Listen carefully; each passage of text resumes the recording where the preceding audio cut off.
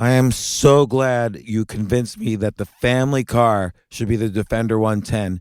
It is so beautiful inside, it's so comfortable, and it just feels indestructible. Yes, it really is. I've been waiting a long time for the new model to come out. The Defender 110, I'm telling you, it's my favorite car of all times. It's my third one. You know, I have stories of going off road. The guy managed the group. He was like, "What are you doing in this beautiful car?" I'm like, "I'm going off road." He's like, "Are you sure? Because you can use one of ours." And then they look like Mad Max cars. I'm like, no, we're going to do this. And he was shocked. Wow. Well, it's great because the Defender has been reimagined for 21st century adventure, and its unparalleled off-road ability as well as its robust interior are invaluable whether you're headed towards uncharted territory or just a weekend of exploration. The Defender 110 tackles challenging surroundings with absolute confidence. The SUV conveys strength outside and in, featuring peerless technology like an intuitive driver display and an award-winning infotainment system. That's my favorite part, to keep you connected no matter where the journey takes you. Adventure is unique to everyone, and so is the Defender. Choose from the two-door Defender 90, the four-door Defender 110, or the larger Defender 130 with the ability to seat up to 8 passengers. You'll find uncompromising performance in all three. So pack up and go even further with the Defender 110. Learn more at LandRoverUSA.com/Defender. These days, we're all investors, trying to be smart with our money despite our worst impulses. But at iShares, we believe that deep down inside of every investor is a better investor. One that's just waiting to be let out. Explore iShares ETFs and insights and let your best investor out. Visit iShares.com for more information.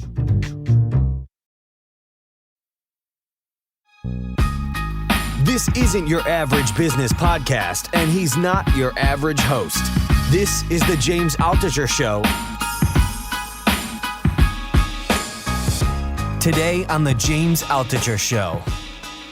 I hope you listened to part one, but it doesn't matter. Unni Turrettini's on talking about loneliness. And in part one, I described my own loneliness. But in part two here, not only does Unni give more specific techniques about how to deal with loneliness, but we talked to Jay about his own unique loneliness being a foreigner here in the United States.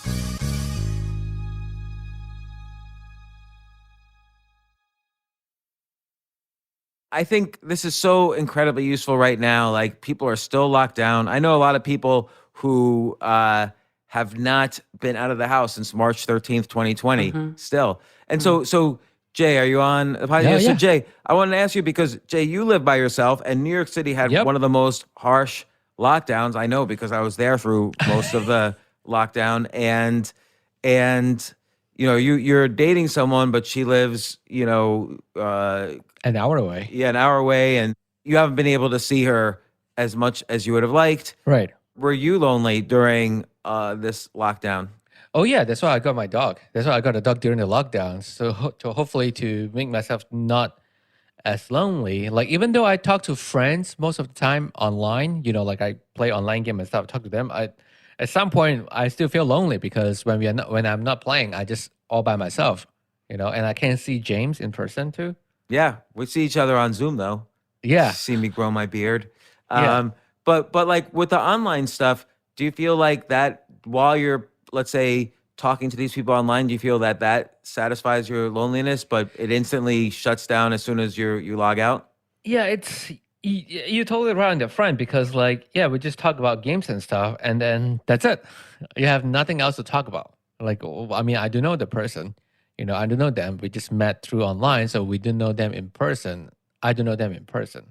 So yeah, like what? I mean, you literally like would see or talk to nobody in person for how long? Like, what was the longest stretch during this time where you talked to nobody in person? The whole lockdown. The whole lockdown, you didn't. The whole lockdown, yeah. Like, because you're not meeting anybody for coffee, or you're not really running into people in the street because everyone's like 6 feet away and masks and everything. And so, did that make you feel lonely? Yeah. I mean, I have to make a correction. It's like it's the whole lockdown until I have my dogs, which is like in August or September. I get to go out, but I didn't see as many people. Like we still stay far apart. I don't know anyone, so I technically didn't talk to anyone other than smile to them, but they can see that I'm smiling because we're all wearing masks. So we Yeah. can't really see each other's facial expression. But yeah, Did you get depressed? oh yeah, Yeah. oh yeah. Yeah. I Yeah, didn't even it's- I didn't even really know that you were depressed. Why didn't you tell me you were depressed? I mean, I felt like depression is not something that I can just tell anyone. Yeah. You know, That's like, the especially problem in with this. Yeah. yeah, and especially in Asian community. Like I'm from Asian country. If you can't tell from my accent, but No, it's written all over your face that you're Asian. but in Asian, like having a depression is like almost like a disgrace a little bit back then. Now it's a little bit better. Yeah, and so back then. you got a dog, Yeah. but really you just sort of waited it out. Like what I know. you did. Waited What it else out. did you do to kind of deal with depression, or did you use any like online therapy or? Not really. I should see therapy, but I haven't get any therapy yet. But the only thing I do is just watch TV, Netflix. You know, Yes, like you- watch TV, play games, and play with my dogs. That's it. And You know, so, like Uni, anything. how much of that is just kind of, just like the junk food of dealing with loneliness, like watching TV or playing games? Like I feel sometimes it's intellectually challenging, like a good story on TV or you play a Yep. creative kind of game. But a lot of times it's just junk food to avoid thinking about anything. Like I find when I have a bad day in life, I just sit there and mindlessly play games. Yeah. Yeah, and that's how addiction works, right? It's to avoid dealing with our issues. But under the the lockdown, it's not like you really had a choice because you couldn't, meet with people. It was really hard to even get out and meet people. I think here in Norway it was a bit different because we could walk outside and be together outside walking. I don't know how that was in New York, but at least we could do that. But it's really hard to just, and also what happens too with our brains is that when we don't use our social skills, we lose them.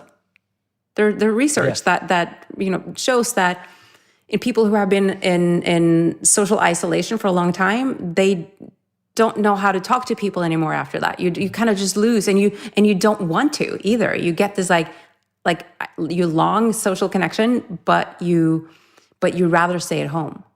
So it's like a muscle. It's like you have a social muscle that you Exactly. practice during the Yeah. day. So how can you practice that in these situations? How can you exercise that muscle so that you don't lose the Yeah. ability to talk to people? Absolutely. So I think in that case, I think it's important to, even in the, when you're on Zoom with someone or you have like what I've done, for example, because some of my friends live in the US. And so what we do is that we try to have a regular, like every 2 weeks, we have a virtual coffee. And so we That's a get great on idea. Zoom. It's a good idea, right? And then so we have a virtual coffee and it, sometimes it's just 15 minutes. But it's like we do a little check-in. How are you doing? What's working in your life right now? What do you feel you need support on? We're super clear on the intention of what we're going to talk about, and then sometimes, we need to talk more. So then we talk longer. And then sometimes it's just 10, 15 minutes. So I think it's a good idea to just have someone that you can do that with. Jay, did you do that? Well, I'm very bad with connecting with friends. So I didn't actually do that. We did it for. It's also a weird thing. It's when you have to like arrange everyone's schedule. Like so we did it for On like top of 2 arranging my months. schedule, which is a drag, because half the time I don't show up. Yeah. Well, I mean, yeah. Well, we did it for like a couple months. I would say like 2 months top, and then after that, everything just fell apart. Especially when elections started happening, and then everyone just wanted to talk about politics. I'm like, I want to talk Yeah. about nothing. Yeah. I didn't not exactly want to talk about politics. But you were right on the muscle for socializing, because I remember a friend of mine invited me to their apartment. I think during the winter when it's slowly opening up. I went to their apartment, to have a dinner. I'm like, I don't know what to do now. Should I take off my shoes? Should I say hi? Should I shake hands? What is small talk? We Yeah. didn't talk about. There's no small talk because all you talk about is vaccine and weather. That's it, and politics. That's it. Yeah. there's- So Uni, what else could he have talked about? Like, Well, you how can do you talk- kind of manufacture topics? Talk about your dog. Oh yeah, that's the other thing we're talking That's about. so boring the to whole me, time, though. the whole time I'm over there because I brought my dog and they have a dog, so they I'm just, sick of we're hearing just about like, his goddamn dog. we just play with the dogs, and then I'm like, do I ask you about your work? Is that like private? Is that like am I stepping on boundaries? Should I ask you about your life? What I have a sort of really life good should thing that I ask you? like to bring up in social meetings Mm-hmm. is to ask people if we can, sort of around the table, whoever is there, to that each person tells us something they want us to know about themselves that most people don't know about them. Can be anything, right? That's good, but I can't see Jay saying, "Hey, let's try this exercise. I want everybody here to tell me something about yourself that I don't know, Yeah, that, yeah, and something I can do could that. potentially judge you for." Yeah, I can't say because Something I can agree put on those Twitter. exercises work, but sometimes it feels like if I'm in a dinner party and I've already been shut Yeah. down, I can't suddenly say, "Hey, wait a second, here's an idea. Yeah. I want you all to go around the table and blah blah," because then I'm afraid they're going to judge me. Oh my God, we were already talking. Now he's interrupting us with this, and so I like that exercise, but I feel sometimes awkward doing that. Yeah, that's true. It depends on the setting and who you're with, right? If you can do that or not. Absolutely. It's, I'm not great on the small talk stuff. It's, I hate it. I can do it, but it really drains me. So it's true that, sitting around talking about stuff just to talk about something is not really, but then you can I love talking about, Netflix shows that I just watched or a book that I just read, right? Something like that. Like I can bring up and like all the time, James, I talk about your book and I recommend it to people, wow, right? thank you very much. Because we talk about the loneliness stuff, when we talk about connection and we talk about, and people are stuck, right? And like, oh, what do I do now? And then I mentioned, well, there's this guy, James Altucher, and he recommends writing down 10 ideas every day. So I talk about it a lot, right? Because I think it's such a good tip.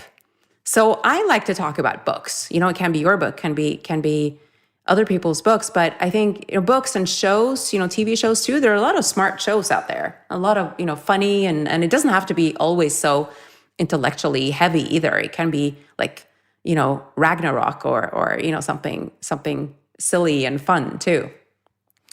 Yeah, and sometimes I like to go to extremes. Like, let's say they're a fireman. I could say, what's the worst fire you've ever seen where no matter what you did, you couldn't put out the fire? And then I kind of find ways for them to tell stories. Yeah. So, and extremes are usually at those points. If I have a friend who's a urologist, I'll ask him, what is the absolute most shocking penis you've ever seen in, when working as a urologist, not in your social life, but working as a urologist. And that usually leads to conversation. But then sometimes that runs out. I mean, this is kind of like a permanent problem. And so having a variety of tools to deal with it, like as you've mentioned in your writings and as you mentioned in your course, is very critical. And so, Jay, what would you do to would you just leave, or like how would you start a conversation? This was your only time to be social, and when you're going to leave, you might not see someone for weeks or months. Well, like that's.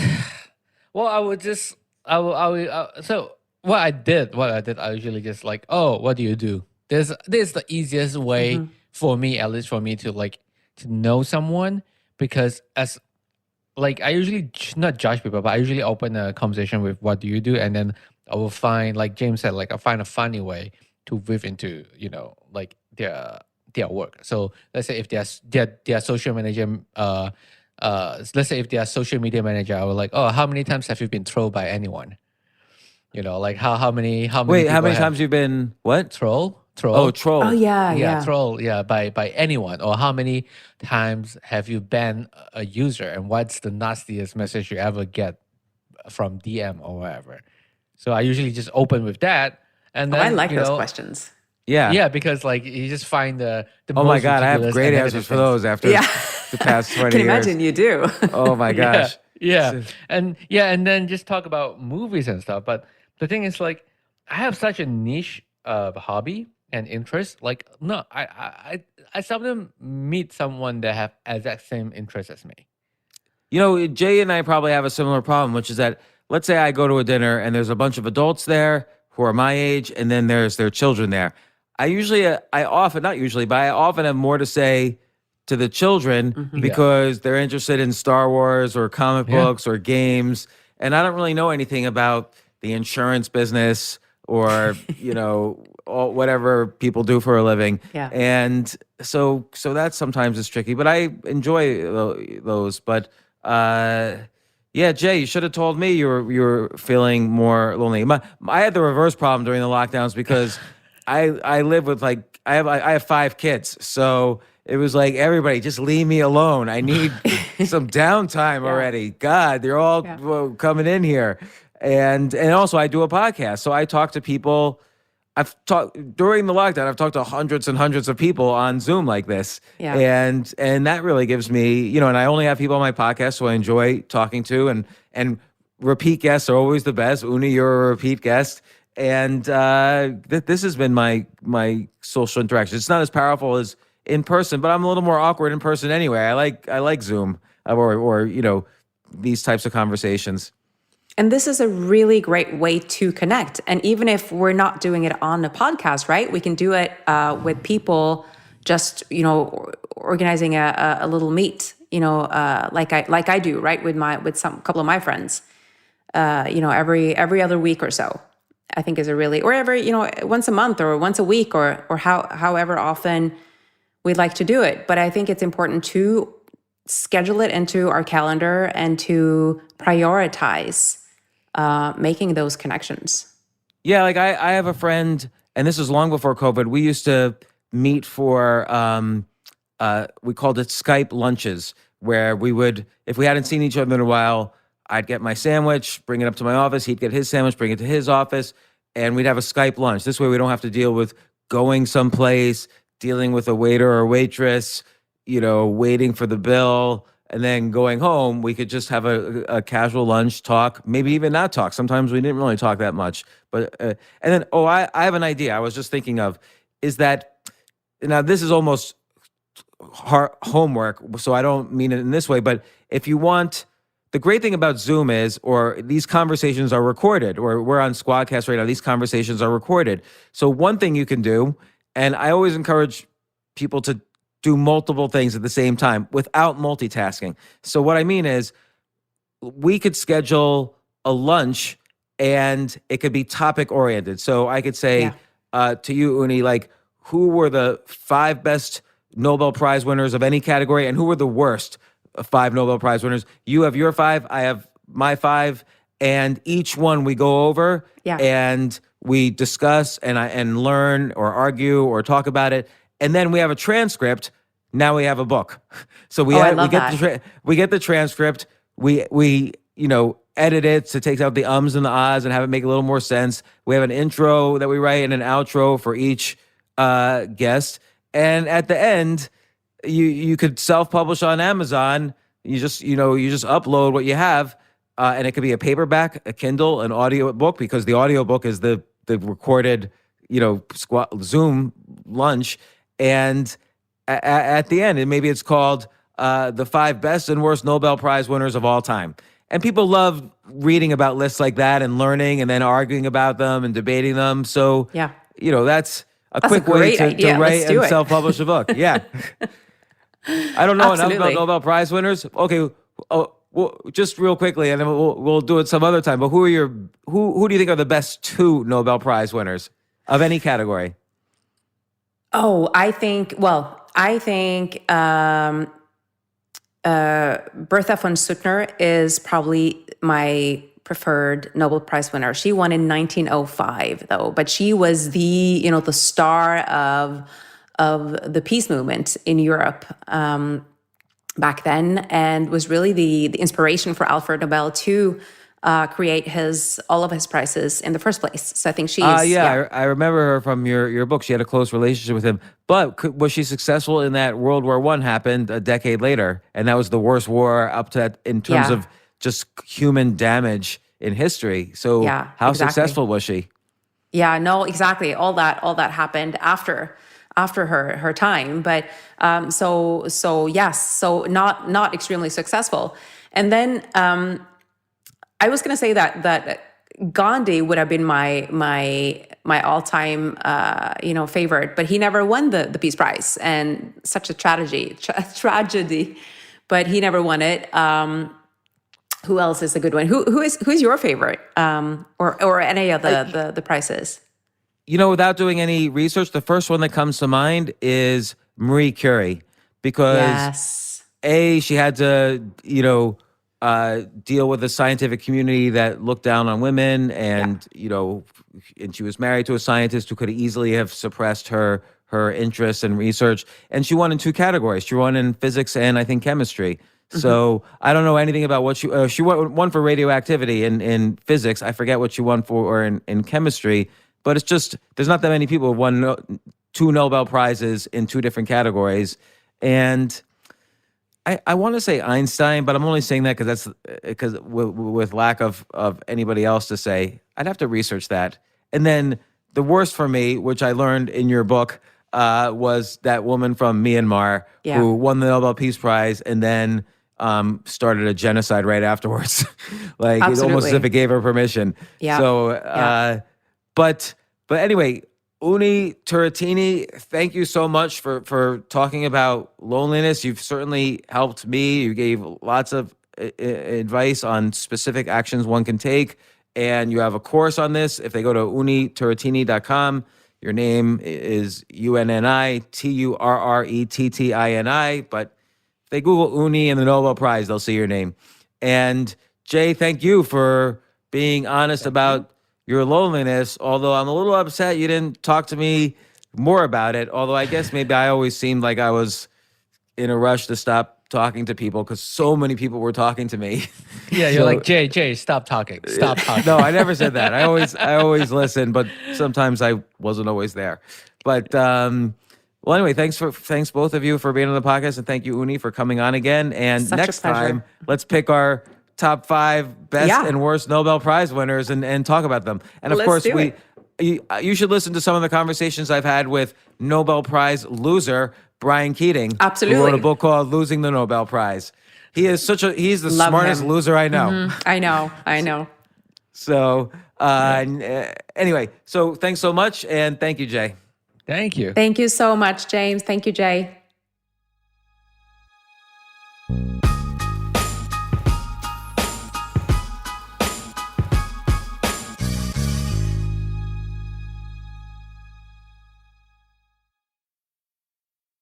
The McNugget Buddies are back. But this time, they got a fresh look as part of the new Kerwin Frost box at McDonald's. We're talking all new buddies, dressed head to toe in the freshest fits, all designed by the artist Kerwin Frost. So when you order the Kerwin Frost box with your choice of 10-piece McNuggets or a Big Mac, you'll get one of the flyest McNugget Buddies to go with it. Think you can collect them all? Ba-da-ba-ba-ba. I'm loving it. At participating McDonald's for a limited time while supplies last.